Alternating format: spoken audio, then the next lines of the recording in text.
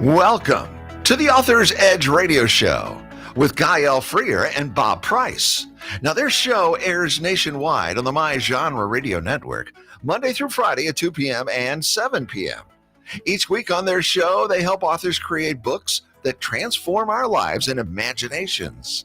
Through radio excellence, they create a unique community resource, one that promotes, connects, and fosters a sense of well-being. Gael and Bob maintain a focus on sharing books, publishing, marketing, and writing solutions. They serve listeners by providing outlets for their creative skills and energies, and they help them flourish in the competitive marketplace. Their weekly show provides intros, writing spotlights, helps you in promoting your book, your writing, your publishing, your marketing tidbits, and much more. Okay, audience, here's Gael and Bob. And we're back. I'm sure you're all been waiting to hear from us or from me.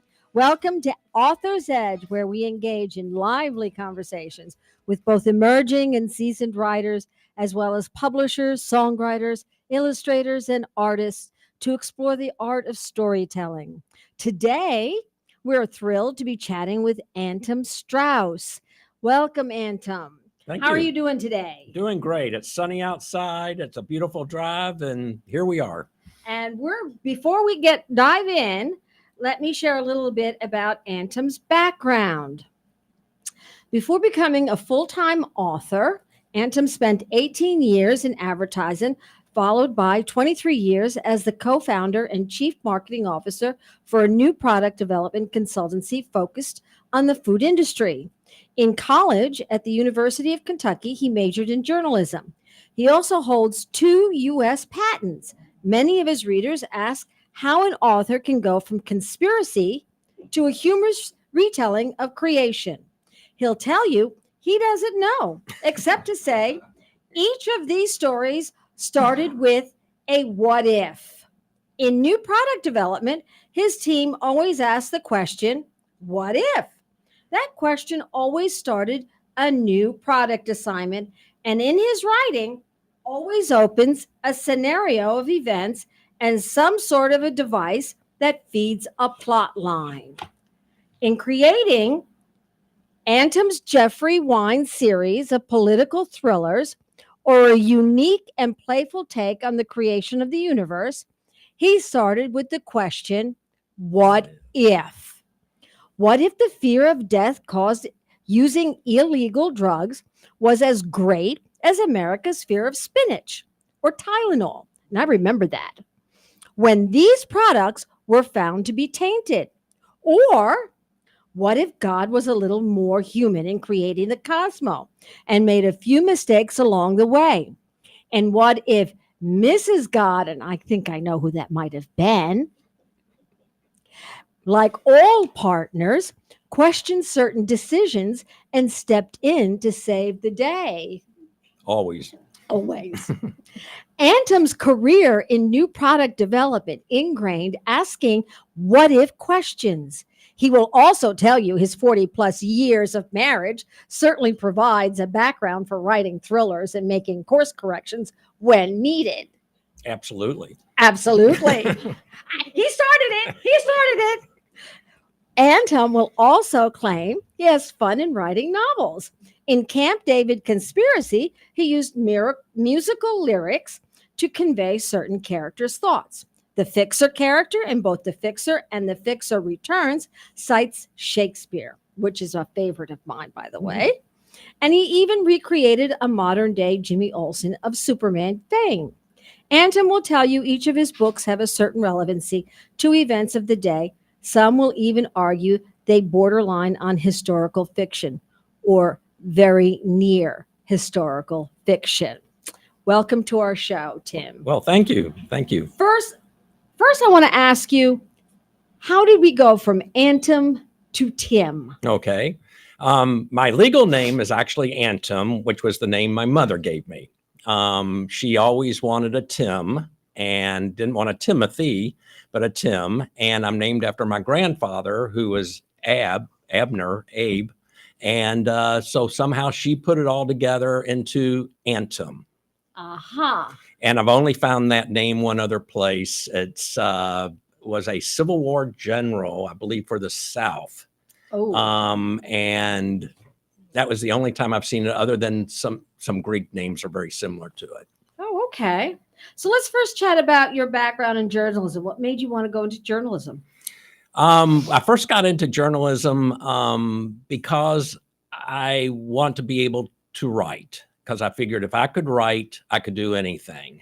And I was a pre-law major. It was thinking I would become a lawyer. And after spending some time in the newsroom, even though I was never a reporter, I was an ad salesman, which, by the way, was very lucrative at the University of Kentucky in 1971, that I just decided that would be the way I would go. And then I had some ads that won some national recognition. One was for Volkswagen, a topper that went on a Volkswagen that you opened it up and it became a tent. And I wrote a headline, which was go camping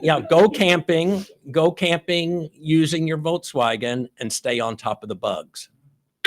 And that just kind of hooked me. And from there, here we are. I love it. And stay on top of the bugs. And stay on top of the bugs. That is catchy. Yeah. And then after graduation, you went into advertising. Right. And I did that for 19 years, I guess. And always began to gravitate to new products, though. All the time. I got more excited about just anything that was a new product and creating a new product.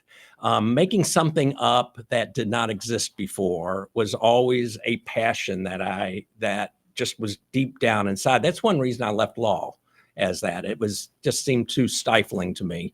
And so at the time, I ran into a partner. His name's Alan Turlover. The name of the group was Turlover Strauss Group.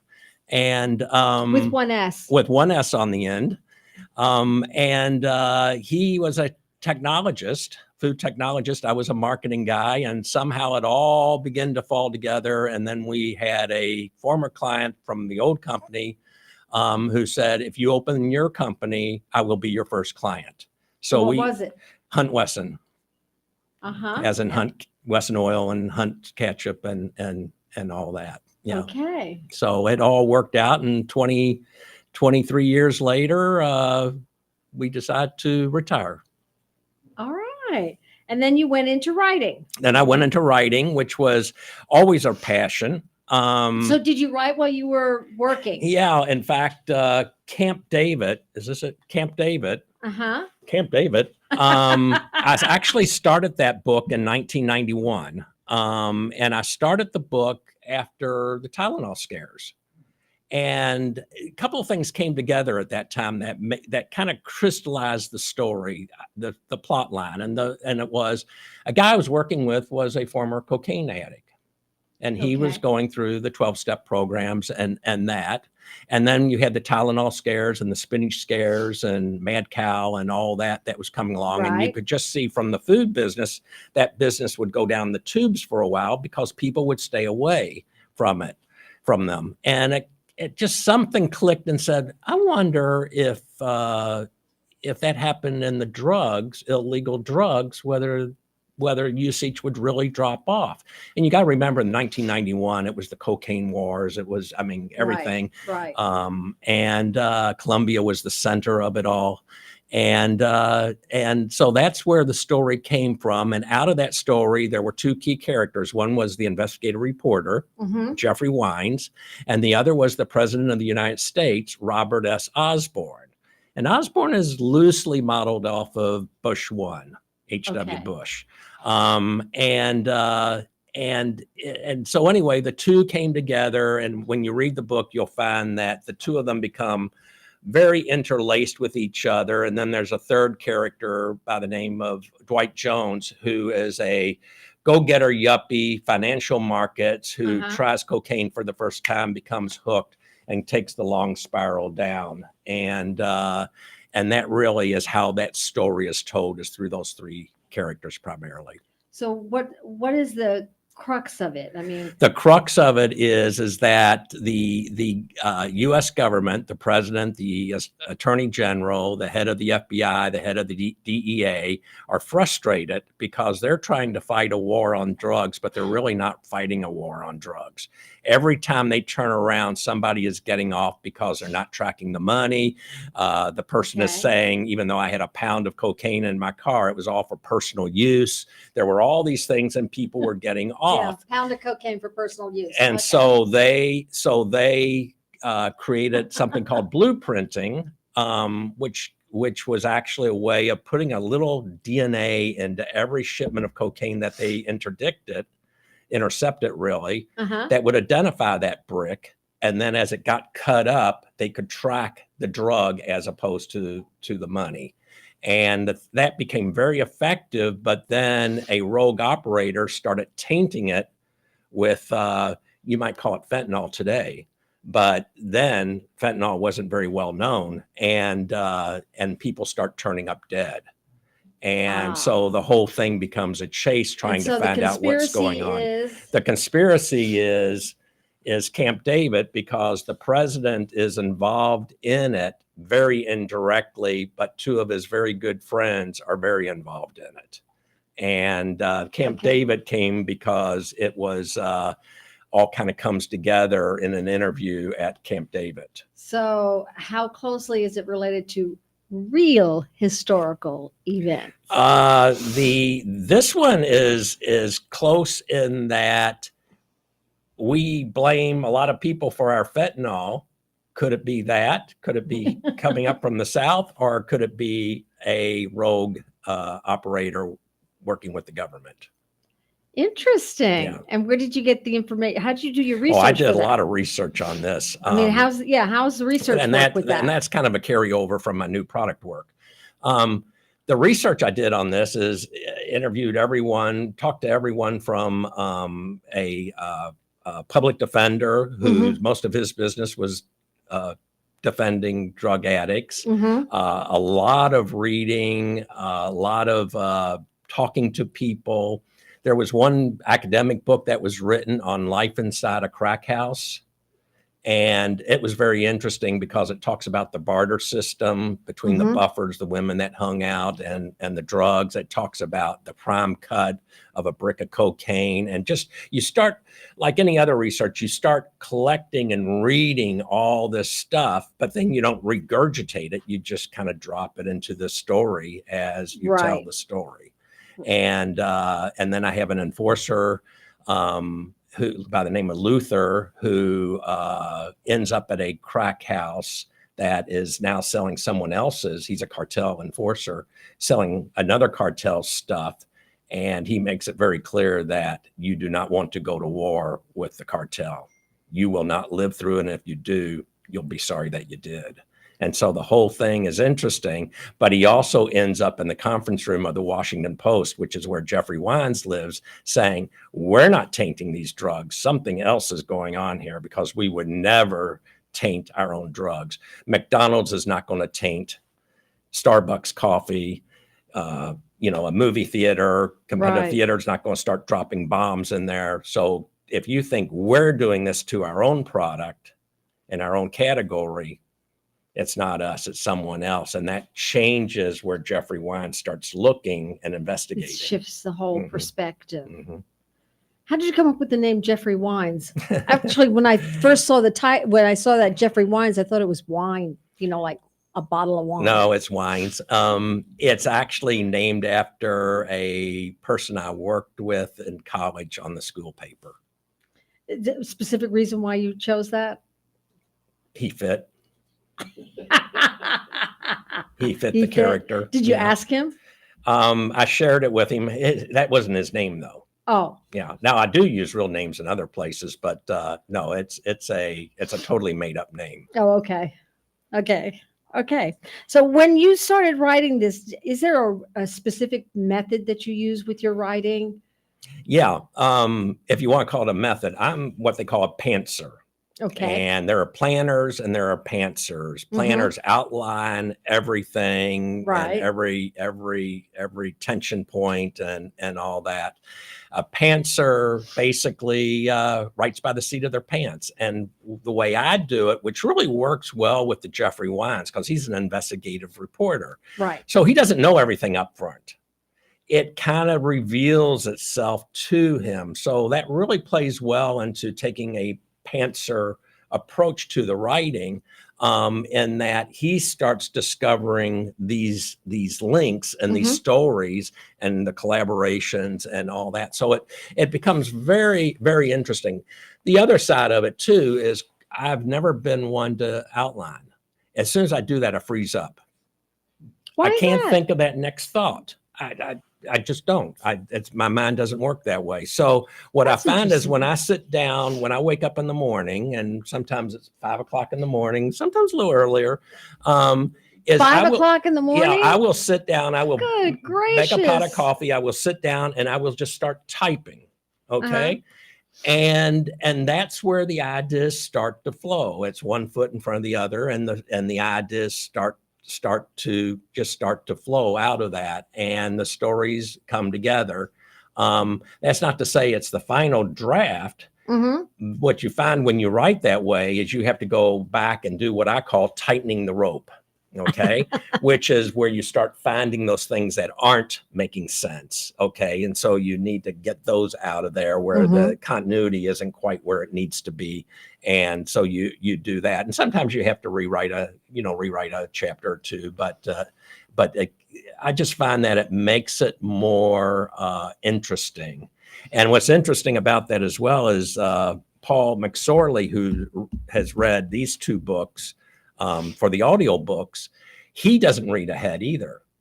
He will read the 2 chapters ahead that he's going to do just to make sure he knows who's saying what and that sort of thing. But he finds that spontaneity really helps in his reading as well. So I find that kind of interesting. Yeah.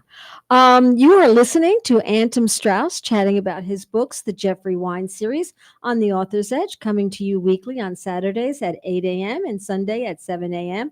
on KWRH929.com and KXOK102.com, and Monday to Friday, 2 p.m. and 7 p.m. nationwide on the My Genre Radio Network. What influences your writing? Oh gosh.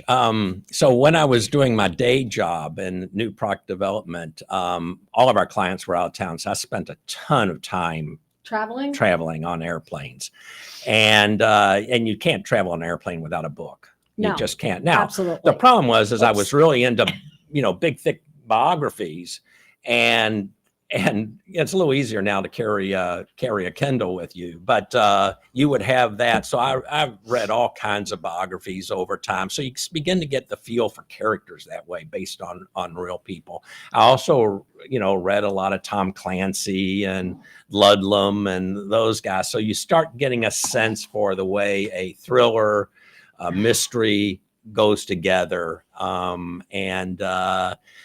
somehow it just kind of comes together. You wrote also The Fixer and The Fixer Returns. Right. And now they're all part of the same series, right? Right. How did that whole thing come about? So in Camp David, you have President Osborne is in office, and Jeffrey Wines is a 30-something reporter, an up and coming. And then The Fixer, the president is now retired and living very comfortably in South Carolina, which is where Camp David started. The opening scene of Camp David is in South Carolina and his friendship there. Now, The Fixer really addresses disinformation. And the question really is I have a question. Okay. Why do they call it disinformation and not lying? I think lying, I think they're both very similar. I think. What is the difference between disinformation and lying? Because in my book, lying is disinformation, and disinformation is just like the polite way of saying you're lying. Lying, right.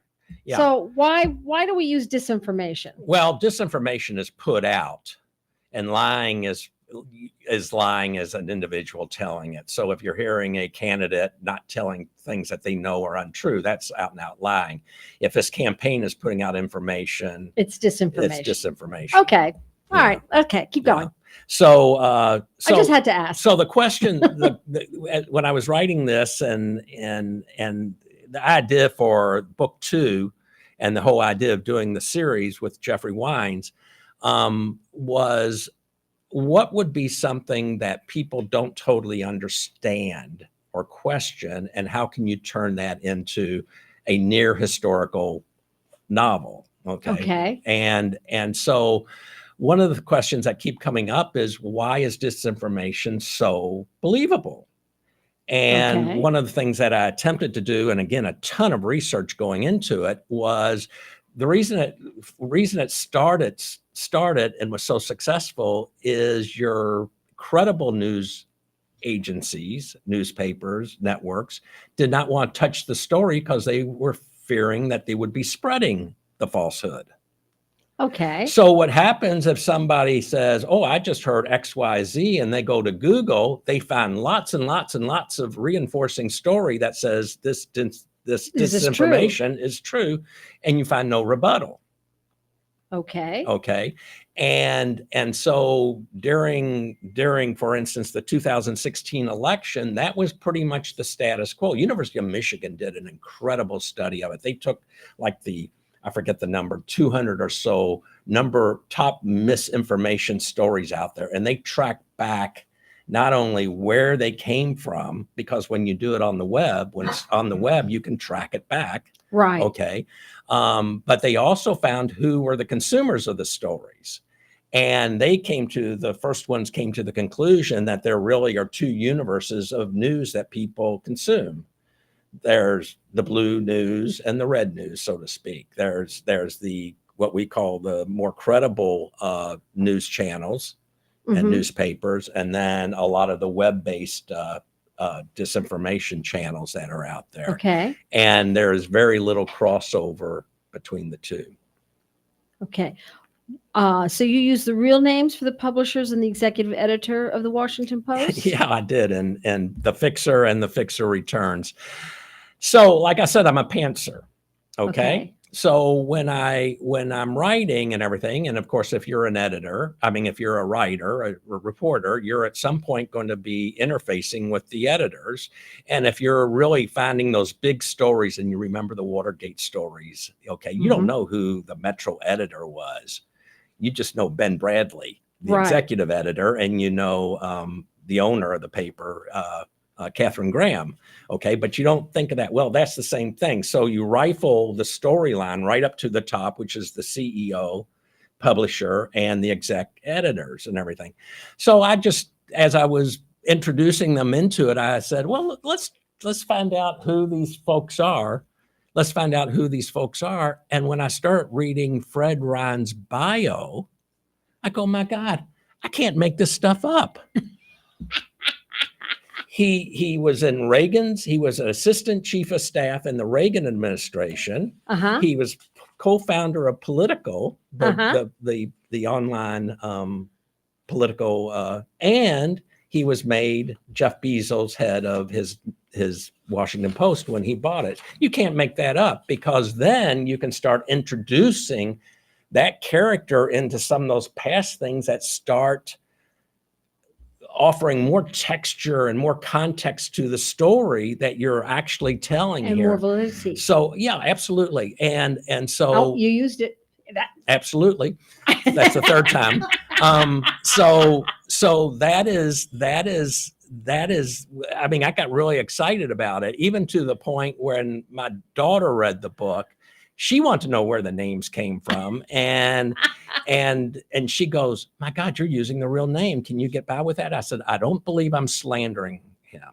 Right. Okay. Because what they did is true, it's factual, and it's researchable as being factual. Right. And so what's interesting though is I did send him a paperback copy of the book and said, your name is in here a lot. Okay.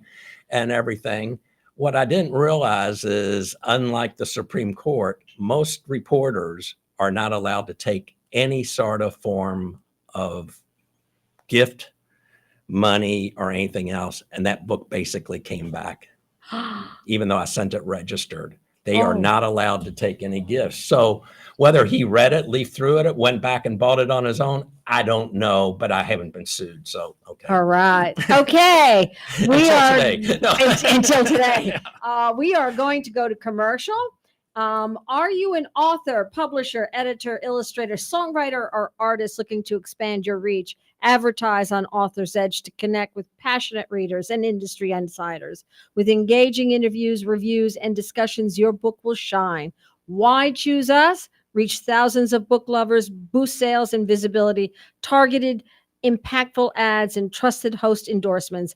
Elevate your presence with Author's Edge. Contact us today at 573-714-1352, where authors and readers meet. Now we're going to commercials.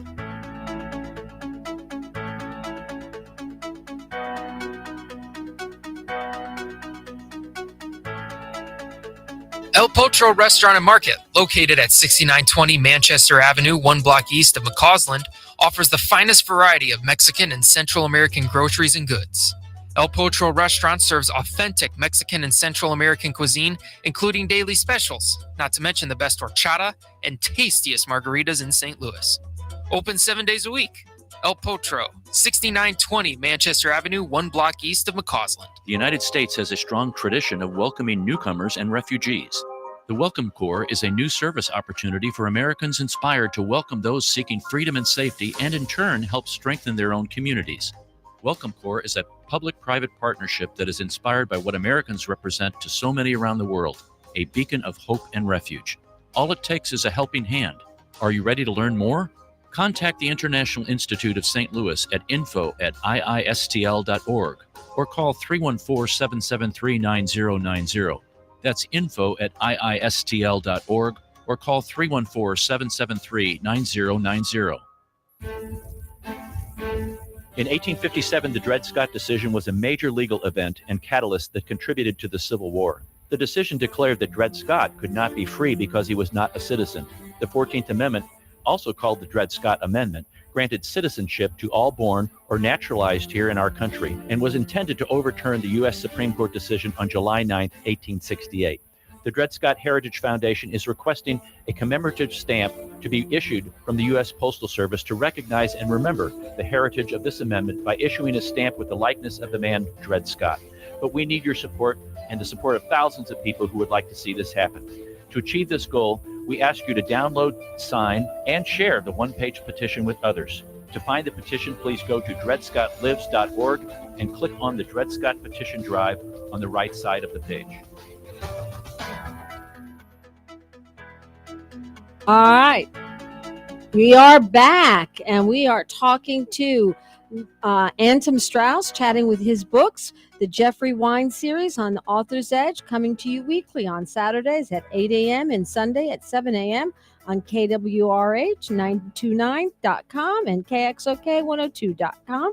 Monday to Friday, 2 p.m. and 7 p.m. nationwide on the My Genre Radio Network. And now, I have one more question I want to ask you about the series, the conspiracy theory series. You're being cagey about giving away the plot lines of The Fixer and The Fixer Returns, but the story centers on a journalist working at the Washington Post, right? Right. Okay, and if I remember correctly, Ben Bradley finally greenlighted Woodward and Bernstein's investigations and findings of the Watergate stories, even though the rest of the journalistic world stayed away. Right. Mm-hmm. Does this come into play in these stories, Camp David Conspiracy and The Fixer and The Fixer Returns? Right. Does it come into play? Absolutely. Okay. Oh, you want me to talk about it? Okay. No. I'm going to talk about it. I wrote the book. I'm going to talk about. I'm going to elaborate on it. Yeah. And every case, particularly when it's a really big story. Mm-hmm. Okay. Richard Nixon and the whole Watergate break-in was a really big story. The Pentagon Papers was a really big story. And in every case, because the publisher of a newspaper and the exec editor want to be sure they still have their job tomorrow, that they're not going to get sued out of existence. Now, there are some laws out there that keep that from happening. But it still is a major concern. So when a young reporter comes in who hasn't quite built his credibility and his chops as Woodward and Bernstein were at the very beginning, and comes in and says, we got a Watergate thing, and we have this confidential guy who we met in the parking garage in the middle of the night who is telling us we are on track. And the New York Times and the Wall Street Journal and the LA, and none of these other papers are picking up on this story. Are we going to be okay? Right. And so I try to capture that same sort of thing in these stories. Okay. So when Jeffrey Wines and his cohort, Jimmy Olsen, and Jimmy Olsen is a modern day Jimmy Olsen. Mm-hmm. Instead of a camera around his neck, he says if Superman existed today, he would be a computer hacker, because then he can look into tall buildings. and so he brings in Jimmy Olsen, who actually works on the paper, and together they start investigating what is going on behind the disinformation. Where is it coming from? They're picking up things. And so I kind of create this teamwork between the two of them. Jeffrey Wines is more of an old style reporter. Okay. Mm-hmm. He's talking to people. He's asking questions. Mm-hmm. He's the shoe so kind of reporter. On the other hand, Jimmy Olsen sits behind a console in his Arion chair and knocks out different things, and he finds stuff that's online. As he says, unless somebody has chiseled their entire life on stone, I will be able to find something about them. And so he actually has created tools that enable him to follow that. So what he finds in The Fixer is he finds that this disinformation is not just coming from the Russians. It is also coming domestically. And he's able to track down, and this is all true, track down where it came from. Okay. The editors want to stay away from that because, one, we are owned by a high-tech company. Okay. Right. Two, you're using your computer now to basically eavesdrop. And I'm really careful with the way I have Jimmy Olsen talk about how he finds stuff. And three, you're asking us to report this, and is that all? But it's completely irrefutable because they have emails and they have everything that we see today on that. So that's what The Fixer is all about. The Fixer Returns is a continuation of The Fixer story. And The Fixer story is, he is this enigmatic, you don't know who he is, okay? And he is making things happen that aren't totally copacetic, kosher, okay? And he's doing this for people who turn out to be the former presidents of the United States. So the very first chapter of this book are 3 former presidents are meeting with the Fixer, because he came highly recommended, to how can we re-engage the American people into the civics and politics of our nation. Uh-huh. And as a result, he comes up with a plan which includes the disinformation and a certain candidate. And as a result of that, suddenly everyone gets energized into the politics and the civics of the nation. And you just think about this over the last 8 years, okay? And what we're going through today. And a lot of the stuff is, I will just shake my head and go, wow, really? This is really coming to pass. The other thing is, and so that's The Fixer. And then The Fixer Returns, he comes back and raises his head again. And they start this, the paper starts chasing a story that turns out to be a false premise. And the Fixer says, I got to correct this, because if you report what you think you're going to be reporting, you're going to be doing irreparable harm to this country. So that book really takes him, and he puts himself in a position where he is not letting the paper print the story that they think they have, and instead print the story that he wants to have printed, which then turns out to be true because he's giving them enough collaborating evidence of it. So it's a whole twist on that. When I was a kid, being the youngest, I a lot of times sat around a lot of the adults, and I remember a very good friend of my parents and everything. And this was the time the Watergate papers were during Watergate, and the Pentagon Papers were coming out. And he just said, Tim, there are certain times the American people just should not know what's going on. Yes. And so that always kind of stuck with me. And Interesting concept. yeah, and became, so who holds them responsible? Does the paper hold them? Do the parties hold them? Who holds responsible? And this begins to kind of touch into that as part of the storyline. That's an interesting concept. Yeah.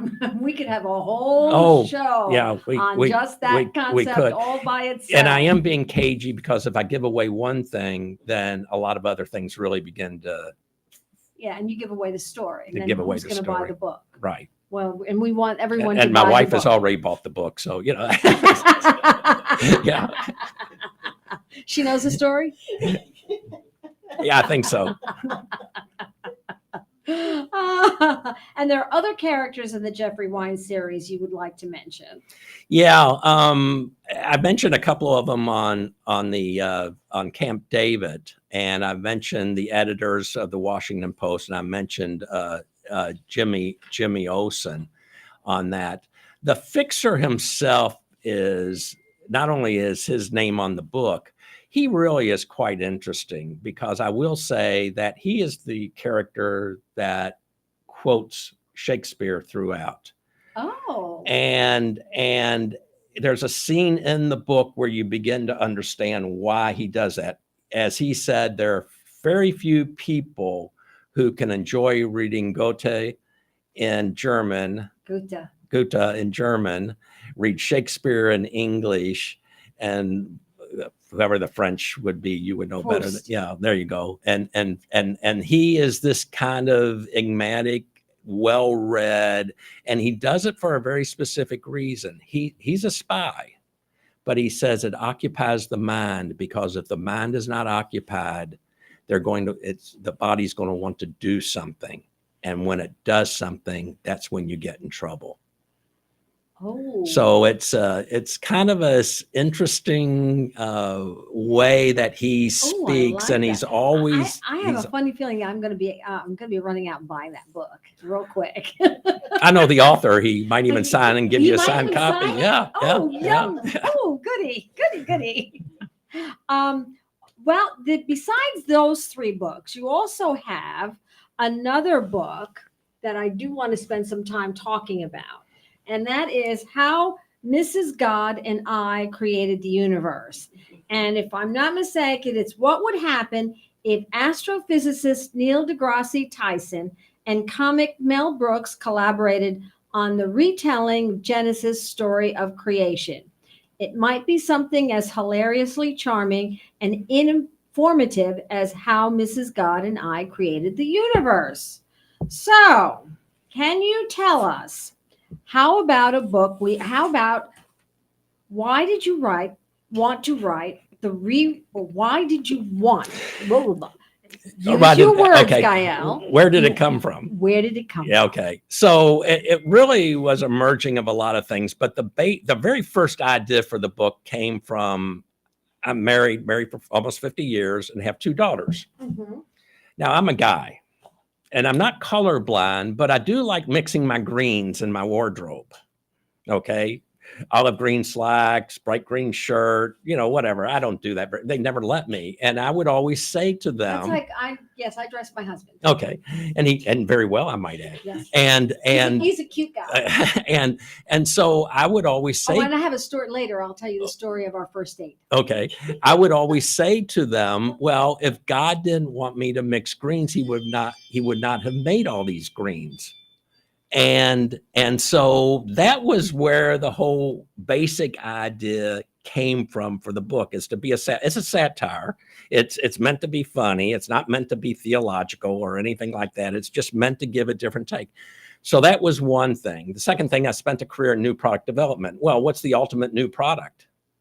The universe. No, absolutely. Yeah, it's kind of important and has lived the test of time. Absolutely. And that so for at least 14.8 billion years and counting.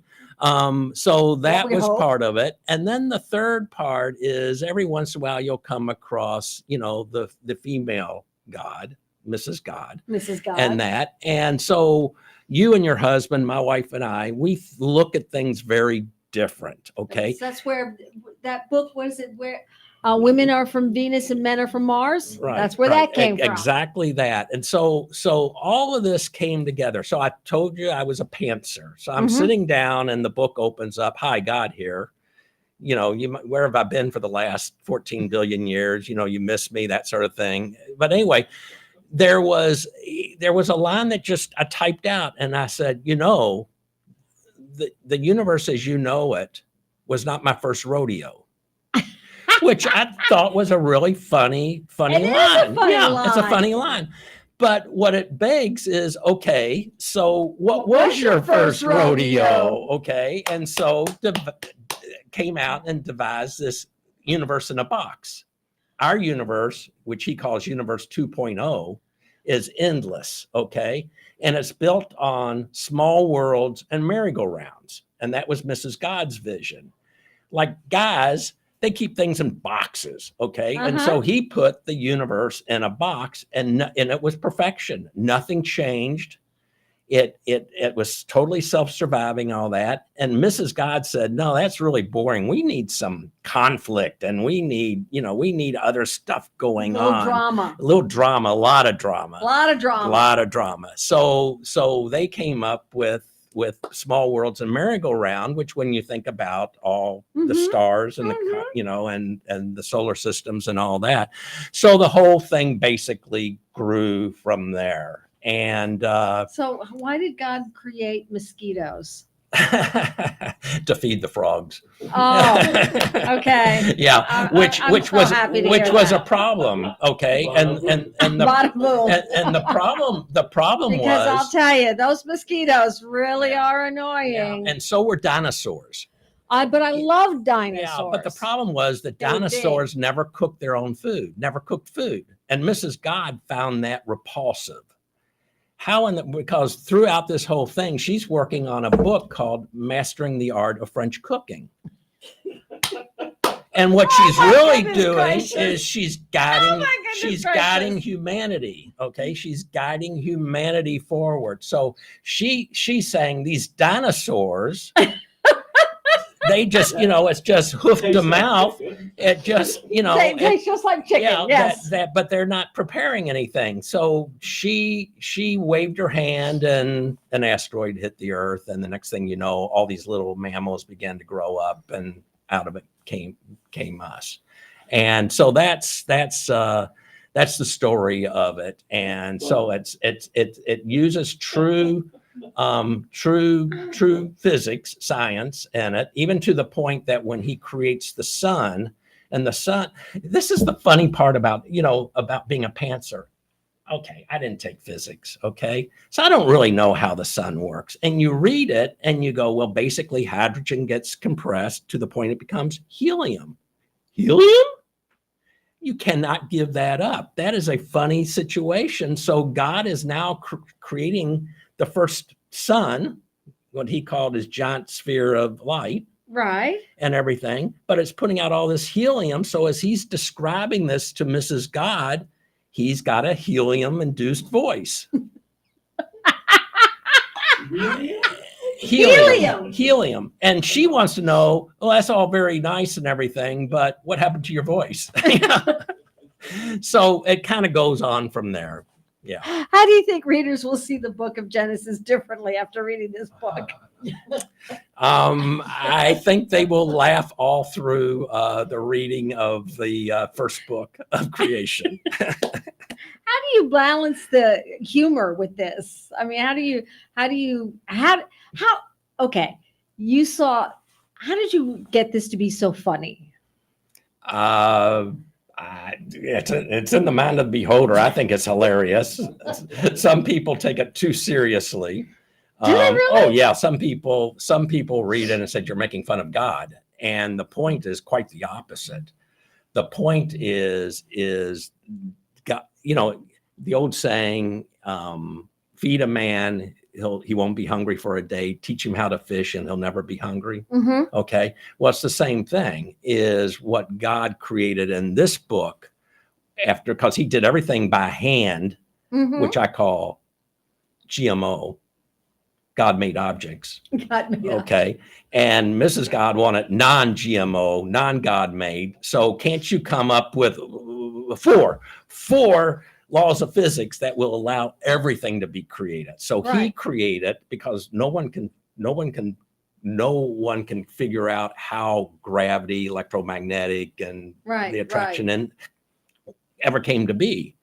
Okay, well, there's one way it came to be. Somebody created it, or a being created it. So he did that, and now he taught the universe to fish and was able to make it so it would build itself. Okay. And that was very important for Mrs. God, because then Goddy do's could get done around the house.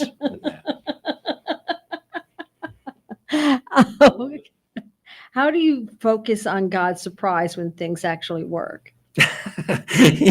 We used to say something at the new product development company at Antim Strauss, and we would try stuff, and it had no reason that it should work other than let's try it and see. That's what we believed in. Let's just try it and everything, and it would work. And we kind of look at each other and we go, it's kind of like we knew what we were doing. Okay, well, that's God. God says that. He goes, when he squeezed this ball of hydrogen and it turned into helium, which turned into it's basically, we're talking fission, okay, created energy, light and heat and everything. He goes, it's almost like I knew what I was doing. He had never done it before, but he tried it and it worked. He created gravity because Mrs. God was trying to figure out how to get ketchup out of a bottle. And he also created electromagnetic energy because he figured sometime down the road, people would like to have microwave popcorn. Why did you include God's humble acceptance of errors in this story? He's just a mad scientist. Yeah, he's whether you're looking at Back to the Future or Young Frankenstein, or it's kind of that kind of persona. Ralph could be. Can you sing? No. Oh, okay. Ralph would be the perfect Mr. God. Yeah. Yeah. You would be the perfect Mr. God. He would. He would be. He would be the perfect Mr. He would God. be the Mr. Yeah. Well, thank you, though. Yeah. And what is the role that Mrs. God play in the shaping of the universe? Well, tell me about her role. Mrs. God, yeah, well, she's the straight person, but also she Is she sitting in this room? Oh, yeah. There's probably more than one. So yeah, I mean, it's guys left to their own devices will really screw a lot of things up or never get to the end. But it's the women that somehow get you where you need to be, where you can live with it, and for more than a day. So yeah. Why does God love pizza? Well, the last chapter in the book is they throw a pizza party. And the reason he throws a pizza party is because a pizza exemplifies every law that he put together that created the universe. You do the crust by spinning the crust, that's gravity. You heat it with electromagnetic energy, which makes the cheese melt because it hits a certain melting point before the meat. It helps the crust to rise. So he just says that at the end of the day, the pizza is the perfect example of all my work coming together. I knew there was a reason why I loved pizza. Yeah, it's a holy thing. Yeah, it's a holy thing. Yeah. I mean, It's perfect. Yeah. I knew pizza was the perfect food. Mhm. I knew It is. I Think knew about it. Everybody and loves anybody pizza. that makes pizza with a cauliflower crust Mhm. is screwing it all up. Yep, unfortunately, because the yeast is really important, because not only did God make yeast for bread, more importantly, he made yeast for beer because he wants man to be happy. There you go. Yeah. Yeah. And that's why he created pizza, was because you've never seen anybody unhappy eating pizza. Whenever people No. eat pizza, they're always very happy. Right. Yeah. And when they have a beer with it, they're even happier. They're even happier. Yeah. I love it. Yeah. Yeah. Oh my gosh. I love it. Oh my gosh. Oh my gosh. Okay. So are you an indie publisher or traditional publisher? I'm an indie publisher. Why? I'm not young enough to play the That's game. what my husband says. To play the game of going through agents and publishers when it takes, multiple years to get something done. Now I may have felt differently if, when I sent out my first 50 letters for Camp David, if I got 14, but I was a younger man then. No. Yeah, I was 5 years younger. Okay. 6 years younger. But it's that. That's not to say traditional publishing. Personally, I believe that the publishing industry is doing themselves a disservice by not getting as many people through traditional publishing as possible. I happen to agree with you on that. Yeah, and it would be terrible if the Amazons of the world did not exist for that. You would have half the books, and a lot of the books that are now bestsellers never would have made it to the. I absolutely agree with you on that. And it's up to us to try to put out a quality product each time, and hopefully by being a member of a writing group, by having people beta read and then a skilled editor finishing it, and even as you go through all those steps and get the best book possible out, there's still that typo that just drives you crazy. Oh, tell me about that. We even found one typo in one of Brow's first books, and it was just, we couldn't even believe we found it was just ridiculous. Yeah. We read how many times we read it and how many times we had other people read it, and you still find things or a space, and like a space, and you're like, how did I miss that? Yeah. So I have a character in Camp David, just an example how things can creep up on you. And this is after I had gone through the whole editing process and everything. And the spell check took one last control of the book. And I have a character in here called Clarence Robinson. And the second place, not the first place, his name appeared. The second place, spell check. I had to press a button somewhere for it to happen. Spell check made a Clarence Robinson. And anyway, the book goes out, the book is published and everything. And finally, my insurance agent says, Tim, there's a typo on the page 3. I go, what is it? He says, I think his name is Clarence, not Clearance. And I go, you're kidding me. So I always, anybody who's a friend, anyone who's read your book, if you find a typo, you're not doing the person, an indie writer or any writer really, whether you're going through a publisher or not, any favors by letting it go. Call it to their attention. And it's too easy today to change. The only thing I will say is that don't do it on Amazon or on Facebook.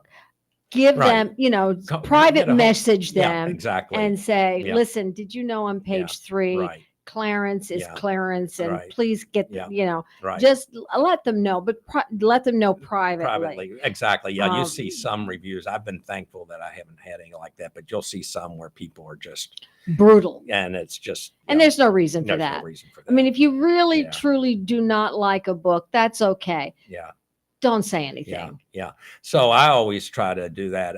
One of the most successful writers in the Springfield Writers Guild, he put out a new series, and I read the series, and I said to him, I said, John, you got typos all through this book, and this was a published book. He says, yeah, I know. he said, we've taken the book down, and this was like 1 week after it being put up and everything. So I don't know what happened in that case, but Right. yeah, but and this was probably his 6th book. Oh, so I don't know, gosh. something just got by somewhere Yeah. on that, which yeah. kind of takes me to I don't know that you're going to touch on that at the very end, what my advice to writers are, but we'll wait Yep. on that. Yep. So what is your publishing journey? How did you find your particular publisher? Myself, I woke up one morning and looked in a mirror, because I am independent, so Uh-huh. that means you're basically publishing yourself Right. and that. Oh, so you didn't really even go to get a publishing? I spent a year going through that. Did I go to an outside service to do the formatting of the books and that? No, I did not. And the reason why is in 1985, Microsoft Word came out, which happened to be the same year I started using Microsoft Word. So there's Okay. very few things in Microsoft Word that I'm not able to do. I've been formatting and doing that, writing Okay. proposals and putting together sales, for Right. an entire career. So I don't feel like I need to go outside so what you try to do is you try to put your time and your resources into making sure you have a good editor, making sure before you ever take it to the editor, you have some beta readers that you really trust, who will tell you what they think, and you go from there. Do you use a developmental editor or just a? I use a final editor. I use my genre group as the developmental editor. But I don't do that, which some people claim. I had an interesting experience. Tell us. In new products, you always have a target of who you're trying to direct the book, the new product to. Okay, whether it's a mother with young children who doesn't have time, whatever it is, you try to do that. So I actually had the Fixer when it came out had a very different cover on it. It was the copy of the Constitution being ripped in half, and the name of the book was called Disorder. Okay, and that was before this book came out. And so I had a book club of a woman who used to do a lot of research for us with our new product research. And the first question they asked was, what's with all the short chapters? Because the chapters are 1,000 words or less, okay? Which is kind of what the Robin Pattersons of the world, and that's the genre. And immediately I go, wait a minute, this is not a group that reads thrillers. So it was a very different kind of, it was a Zoom book club kind of thing. And it was a very different kind of, because these were not readers of the category and that. So you kind of shift gears because you're not, right. Everybody's in it for entertainment and fun. So you got to be really clear who you're targeting the book to, how you're telling the story. Right. And that. Okay. Quick. What's in your future? I am writing the 4th book in this series, which is called The Ring. It is based on the central premise is cyber mining, bit mines, that you're really beginning to see a lot in the news. And I have a community that the powers that be have decided they're going to put a bit mine in, and not really understanding the power and the noise that goes with it. And then so that was where that started, was a community that's trying to maintain their way of life. And newspapers are reporting a lot of that now, as well as the networks. And so what's going on there, and why is the community against it? Because it has some very positive things as well. But you build that into a thriller. So there's some other things going on there. Bitmans were thrown out of China. Right. Okay. And Bitmans were thrown out of China. And so there was a reason for that. And so was cryptocurrency as well. Okay. How can our audience get in touch with you and purchase your books? Okay. You can go to antimstrauss.com, Antim Strauss, one S on the end. There's only one Antim and there's only one S on the end of Strauss. ANTIMSTRAUS.com. And there you will find the books up on that. And can we find them on Amazon? And you can go up on Amazon and look for either by name or by Antim Strauss. Okay. Thank you so much, Antim Strauss, for being on Author's Edge. Tune in again next week for more tips, resources, and your favorite conversations. Our next guest will be JJ Renkin, and we will be chatting with her and about her latest book, Seen and Unseen. Till then, see you around the inkwell.